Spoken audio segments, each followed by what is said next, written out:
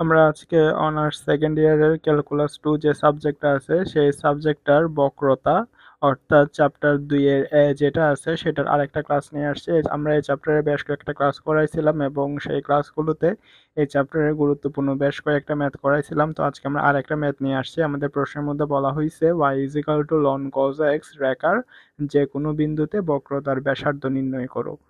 তো বক্রতার ব্যাসার্ধ নির্ণয়ে দুইটা সূত্র আছে, একটা হচ্ছে ব্যক্ত ফাংশনের ক্ষেত্রে আর একটা হচ্ছে অব্যক্ত ফাংশনের ক্ষেত্রে। আপনারা যদি আমাদের ক্লাসগুলো প্রথম থেকে সিরিয়াল বাই দেখে আসেন তাহলে দেখবেন যে আমরা আমাদের আগের কয়েকটা ক্লাসেই বেসিক দিছিলাম। আমরা জানি ফাংশন সাধারণত দুই ধরনেরই হয়ে থাকে। এই ম্যাথগুলোর ক্ষেত্রে আমরা দুই ধরনের ফাংশন দেখব, একটা হচ্ছে ব্যক্ত ফাংশন আর একটা হচ্ছে অব্যক্ত ফাংশন। ব্যক্ত ফাংশনের ক্ষেত্রে চলক থাকবে একটা, অব্যক্ত ফাংশনের ক্ষেত্রে চলক থাকবে দুইটা। ব্যক্ত ফাংশনের ক্ষেত্রে চলকগুলো হয়তো এক্স নয়তো ওয়াই, অর্থাৎ যে কোনো একটা থাকবে, কিন্তু অব্যক্ত ফাংশনের ক্ষেত্রে এক্স ওয়াই দুইটাই থাকবে। তো আমরা এখানে কি দেখতেছি, আমাদের এখানে চলক আছে শুধু এক্স, তাহলে এটা হচ্ছে আমাদের ব্যক্ত ফাংশন।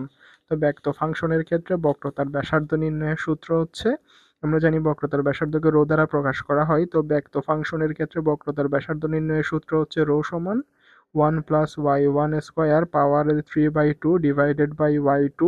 আর বক্রতার ব্যাসার্ধ যেহেতু এক ধরনের দূরত্ব কখনো ঋণাত্মক হয় না, তো এই জন্য আমরা এখানে শুরু থেকে পরম মান চিহ্ন দিব। পরম মান চিহ্ন দেওয়ার ফলে যদি আমাদের বক্রতার ব্যাসার্ধটা নেগেটিভও আসে সেটা পরম মানের কারণে পজিটিভ হয়ে যাবে। বক্রতার ব্যাসার্ধ এক ধরনের দূরত্ব কখনো নেগেটিভ হয় না, তো ওই জন্য আমাদের অ্যান্সার সবসময় পজিটিভে লাগবে। ওই জন্য আমরা এখানে পরম মান চিহ্ন দিব, যাতে করে এখান থেকে নেগেটিভ অ্যান্সার বের হলেও সেটা পরম মানের কারণে পজিটিভ হয়ে যায়। তো এখানের মধ্যে আমরা বক্রতার ব্যাসার্ধ নির্ণয়ের জন্য আমরা দেখতেছি আমাদের y1 এবং y2 লাগবে। তো y সমান এটা তো দেওয়া আছে, এটাকে y কে একবার অন্তরীকরণ করলে হবে y1, আরেকবার অন্তরীকরণ করলে হবে y2। তো আমরা এটাকে দুইবার অন্তরীকরণ করলে আমরা y1 আর y2 পেয়ে যাব। আমরা দেওয়া আছে দিয়ে কি লিখব, দেওয়া আছে y সমান ln cos x। তো এখানে y কে একবার অন্তরীকরণ করলে হয় y1। ln cos x টাকে আমরা যদি ln x চিন্তা করি তাহলে এটাকে আমরা অন্তরীকরণ করলে হবে ln x কে যদি আমরা x চিন্তা করি তাহলে ddx ln x। ln x কে অন্তরীকরণ করলে হবে 1/x, যেহেতু এটা x নয় এটাকে আবার অন্তরীকরণ করতে হবে। cos x কে অন্তরীকরণ করলে হয় -sin x। তাহলে আমরা জানি sin theta by cos theta সমান হচ্ছে tan থিটা, তাহলে এটা হচ্ছে কত, -tan থিটা। তাহলে আমাদের y1 এর মান কত, y1 এর মান হচ্ছে -tan x। তো y1 কে আরেকবার অন্তরীকরণ করলে হবে y2, মাইনাসটা মাইনাসের মতো থাকবে, tan x কে আবার অন্তরীকরণ করলে হয় sec স্কয়ার। তাহলে আমরা y1 আর y2 এর মান পাইছি। আমরা যে y1 আর y2 মান পাইছি সেগুলো যদি আমরা এখানে বসাই দিই, আমরা চাইলে এখানে বক্রতার ব্যাসার্ধের সূত্রটা আলাদা করে আবার লিখতে পারি। যেহেতু আমরা একবার লিখছি তাহলে আর লেখার দরকার নেই। বক্রতার ব্যাসার্ধ রো সমান 1 + y1²। y1 এর মান হচ্ছে -tan x, -tan x whole square সমান কত, tan স্কয়ার x। আর এটার পাওয়ার কত, 3/2। y2 এর মান কত, y2 এর মান হচ্ছে -sec স্কয়ার x। এইদিকে আমাদের পরম মান থাকবে 1 + tan স্কয়ার থিটা সমান হচ্ছে sec স্কয়ার থিটা, তার উপরে পাওয়ার হচ্ছে 3/2 আর এটা হচ্ছে -sec স্কয়ার থিটা। তো এখানে যেটা sec স্কয়ার থিটা ওইটাকে আমরা এরকম করে লিখব sec x হোল স্কয়ার, তার উপরে পাওয়ার কত, পাওয়ার হচ্ছে 3/2, তারপর এটা হচ্ছে -sec square theta.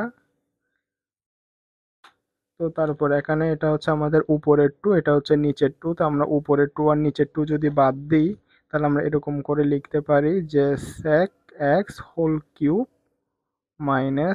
sec square theta.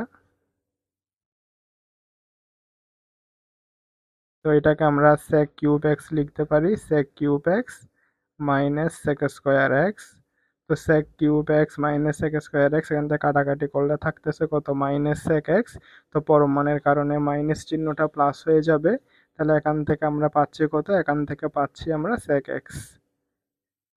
আমাদের এই ম্যাথের ক্ষেত্রে বক্রতার ব্যাসার্ধ রো এর মান কত, রো এর মান হচ্ছে sec এক্স।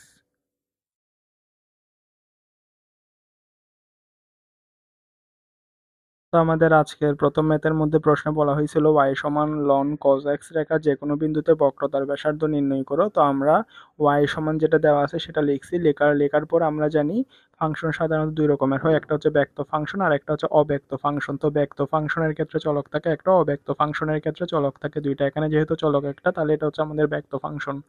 ব্যক্ত ফাংশনের ক্ষেত্রে বক্রতার ব্যাসার্ধ নির্ণয়ের সূত্র হচ্ছে এটা। তো আমরা সূত্রটা লিখছি, লেখার পর দেখতেছি আমাদের দুইটা জিনিস লাগবে, y1 আর y2।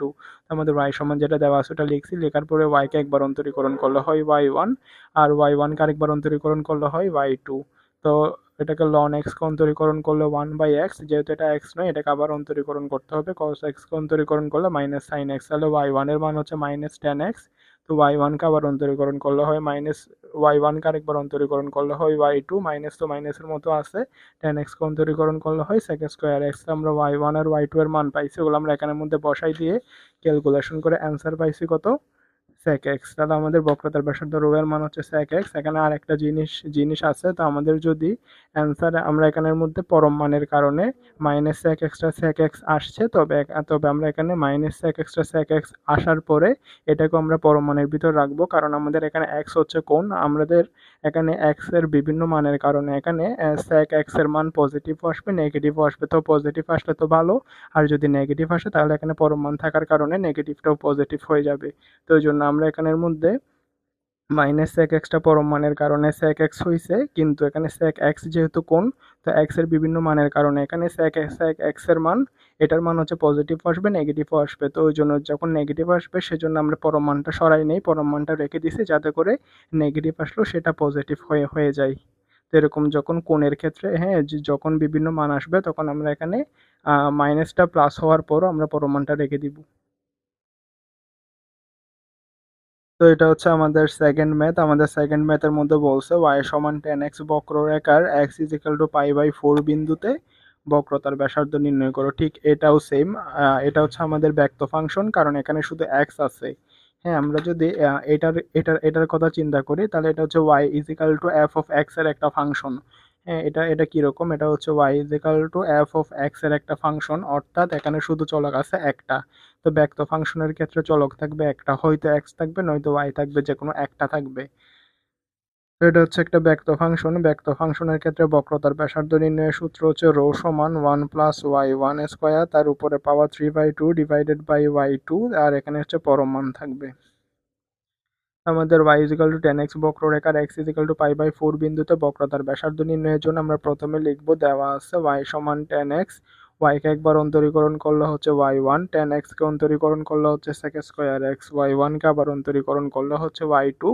তো যেটা sec স্কয়ার x ওইটাকে আমরা sec x হোল স্কয়ার চিন্তা করব।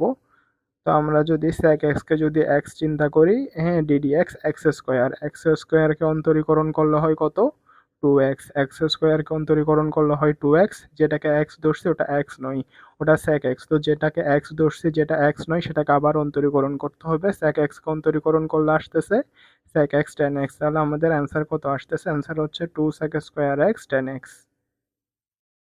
এখানে আমরা দুইটা মান পাইছি, একটা হচ্ছে y1 সমান হচ্ছে কত, sec স্কয়ার x, আর একটা হচ্ছে y2 সমান হচ্ছে কত, 2 sec square x tan x। তা আমাদেরকে বলছে x ইজ ইকাল টু পাই/4 বিন্দুতে বক্রতার ব্যাসার্ধ নির্ণয় করতে। তো এখন আমরা x ইজ ইকাল টু পাই/4 বিন্দুর ক্ষেত্রে y1 আর y2 এর মান বের করব। তাহলে x ইজ ইকাল টু পাই/4 বিন্দুর ক্ষেত্রে, x ইজ ইকাল টু পাই/4 বিন্দুর ক্ষেত্রে আমরা যদি y1 আর y2 এর মান বের করি,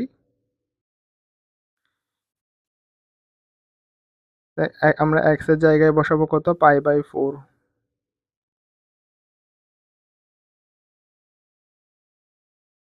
sec 40 আমরা জানি পায়ের মান হচ্ছে 180, পাই/4 মান হচ্ছে 45 ডিগ্রি, sec 45 ডিগ্রি মান হচ্ছে √2, এখানে স্কোয়ার আছে, √2 হোল স্কোয়ার মানে হচ্ছে 2। তাহলে y1 এর মান কত পাইছি আমরা, y1 এর মান পাইছি 2।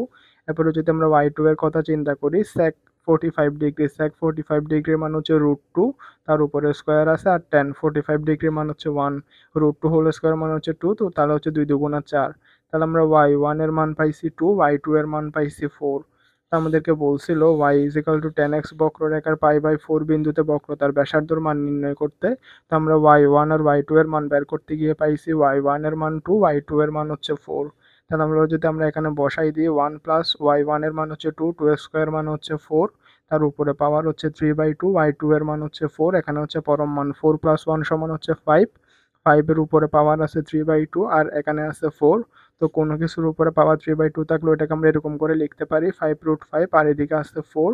তাহলে এটাই হচ্ছে আমাদের পরম মানের অ্যান্সার, মানে হচ্ছে বক্রতার ব্যাসার্ধ নির্ণয়ের সূত্র rho is equal to 5/5 divided by 4, এটাই হচ্ছে আমাদের ম্যাথের অ্যান্সার।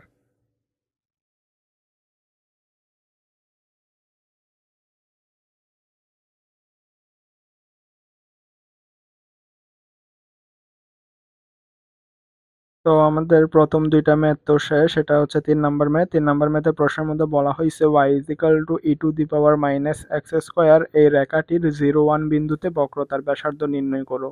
তো এটাও সেম, এটা হচ্ছে একটা ব্যক্ত ফাংশন, কারণ এটা হচ্ছে কিরকম, এটা হচ্ছে y is equal two F of x আকারের একটা function, y is equal two F of x আকারের একটা ফাংশন, কারণ হচ্ছে এইদিকে শুধুমাত্র এক্সই আছে, এক্স এর বাইরে কিছু নাই। তো বক্রতার ব্যাসার্ধ নির্ণয়ের ক্ষেত্রে দুইটা সূত্র আছে, একটা হচ্ছে ব্যক্ত ফাংশন আর একটা হচ্ছে অব্যক্ত ফাংশন। ব্যক্ত ফাংশনের ক্ষেত্রে চলক থাকবে একটা, অব্যক্ত ফাংশনের ক্ষেত্রে চলক থাকবে দুইটা। তো এখানে যদি এখানে যেহেতু শুধু একটা চলক আছে অর্থাৎ এক্স চলক আছে, তো এই জন্য এটা হচ্ছে আমাদের একটা ব্যক্ত ফাংশন। ব্যক্ত ফাংশনের ক্ষেত্রে বক্রতার ব্যাসার্ধ নির্ণয়ের সূত্র হচ্ছে রো সমান 1 plus y1 square power 3/2 divided by y2, এটার হচ্ছে পরম মান। তো আমাদের এখানে y1 আর y2 এর মান লাগবে। তো এই জন্য আমরা এটা বের করার জন্য y is equal two E to the power minus x square দেওয়া আছে, তো এটা আমরা লিখে নিব। তো y কে একবার অন্তরীকরণ করলে হয় y1, আর এটাকে আমরা x চিন্তা করব ddx E to the power x। হ্যাঁ, y কে একবার অন্তরীকরণ করলে হয় y1, যদি আমরা এদিক দিয়েও অন্তরীকরণ করি তাহলে এটা হবে e to the power minus x square. তো যেটা e to the power minus x square ওটাকে আমরা ই টু দি পাওয়ার x চিন্তা করব। আমরা একটা সূত্র জানি ddx E to the power x, আমরা সূত্র জানি ddx E to the power x, E to the power x কে অন্তরীকরণ করলে হয় ই টু দি পাওয়ার x। তো ddx E to the power x, E to the power x কে অন্তরীকরণ করলে হয় ই টু দি পাওয়ার x। তো যেটাকে x ধরছি ওইটা x নয়, হ্যাঁ আমরা এখানে এই পুরাটাকেই x ধরছি। ddx E to the power x, E to the power x কে অন্তরীকরণ করলে e to the power x, তো যেটাকে x ধরছি ওটা x নয়, ওই জন্য ওটাকে আবার অন্তরীকরণ করতে হবে। তো এটাকে যদি আমরা অন্তরীকরণ করি তাহলে আমি একসাথে পাশে দেখাই দিচ্ছি, e to the power minus x square এটা যেমন আছে তেমন থাকবে, মাইনাসটা হচ্ছে মানে মাইনাস চিহ্নটা বাইরে চলে আসবে। তো মাইনাসটা যদি এদিকে -1 আকারে বাইরে চলে আসে, এখানে শুধু এক্স স্কোয়ার আছে, তো এক্স স্কোয়ারকে অন্তরীকরণ করলে হচ্ছে 2x। তাহলে আমরা এখান থেকে কি লিখতে পারতেছি, আমরা এখান থেকে লিখতে পারতেছি -2x E to the power minus x square, -2x E to the power minus x square. এটা হচ্ছে আমাদের y1। তো y1 কে আবার অন্তরীকরণ করলে হচ্ছে y2। তো আবার এটাকে যদি আবার আমরা অন্তরীকরণ করি তাহলে এখানে -2টা ধ্রুবক, এটা বাইরে চলে আসবে। তো এখানে আমরা y1 কে আরেকবার অন্তরীকরণ করলে আসতেছে y2, আবার আমাদের এটাকেও অন্তরীকরণ করতে হবে। তো -2টা ধ্রুবক এটা হচ্ছে বাইরে চলে আসবে, এখানে x আর e to the power minus x square. তো এখানে ddx ub, এখানে একটা ইউবির সূত্র আছে u dvdx plus b dudx। আমরা সূত্রটা যদি এদিক দিয়ে দেখাই তাহলে আমাদের একটা ইউবির সূত্র আছে ddx ইউবির সূত্র হচ্ছে u dvdx plus b dudx। তো আমরা এখানে এটাকে যদি ইউ ধরি আর এটাকে যদি ভি ধরি তাহলে -2টা তো ধ্রুবক, এটা বাইরে চলে আসবে। ddx ইউবি সূত্র হচ্ছে u dvdx plus v dudx।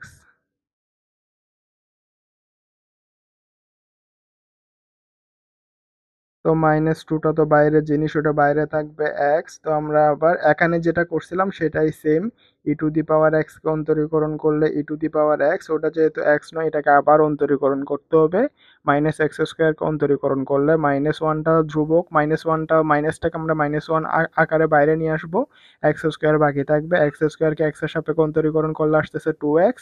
আবার এটা e to the power minus x square যেমন আছে তেমন থাকবে, এক্সকে এক্সের সাপেক্ষে অন্তরীকরণ করলে হচ্ছে 1।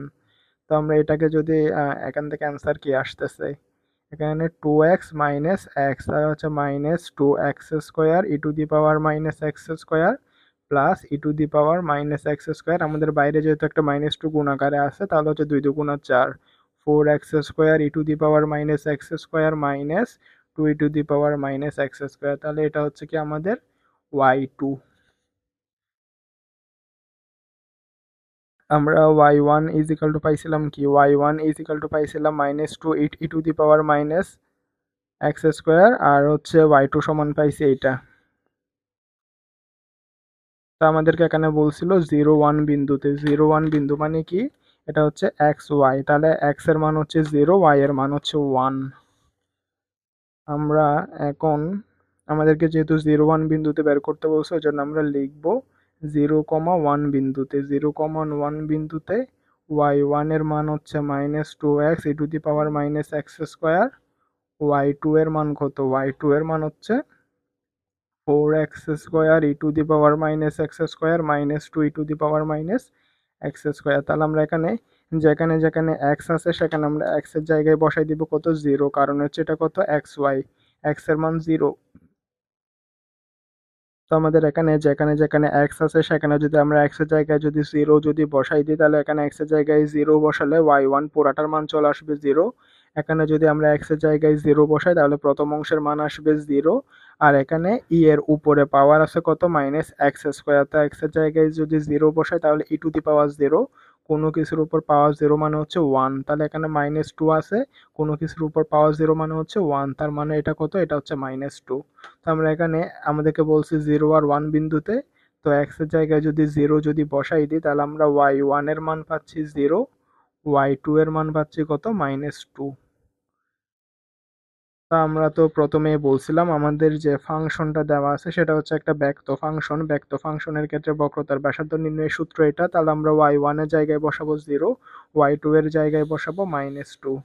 আমরা জানি ব্যক্ত ফাংশনের ক্ষেত্রে বক্রতার, আমরা জানি ব্যক্ত ফাংশনের ক্ষেত্রে বক্রতার ব্যাসার্ধ নির্ণয়ের সূত্র হচ্ছে রো সমান 1 প্লাস y1 স্কোয়ার পাওয়ার হচ্ছে 3/2 ডিভাইডেড বাই y2, আর এখানে পরম মান থাকে 1 প্লাস y1 এর মান 0, 0 স্কোয়ার মানে হচ্ছে 0, এটার পাওয়ার হচ্ছে 3/2, y2 এর মান হচ্ছে -2। তো 1 এর উপরে পাওয়ার আছে 3/2, 1 এর উপরে পাওয়ার যতই থাকুক সেটার মান 1, আর এখানে আছে -2, 1/-2 মানে কত, 1/-2, যেটা পরম মানের ভিতরে থাকার কারণে এটা 1/2 হয়ে যাবে। তাহলে আমাদের যেটা দেওয়া ছিল সেটার বক্রতার ব্যাসার্ধ রো সমান কত, 1/2 বা হাফ।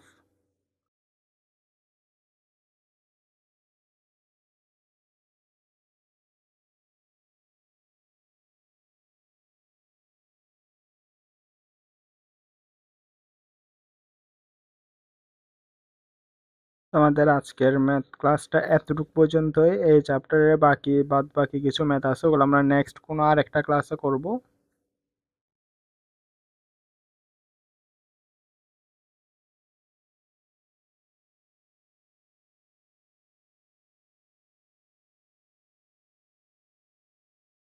আমি মোটামুটি ম্যাথগুলো সহজভাবে বোঝানোর চেষ্টা করি, যদি তাও না বুঝেন তাহলে একটা ক্লাস 2-1 বার করে দেখলেই হয়ে যাবে।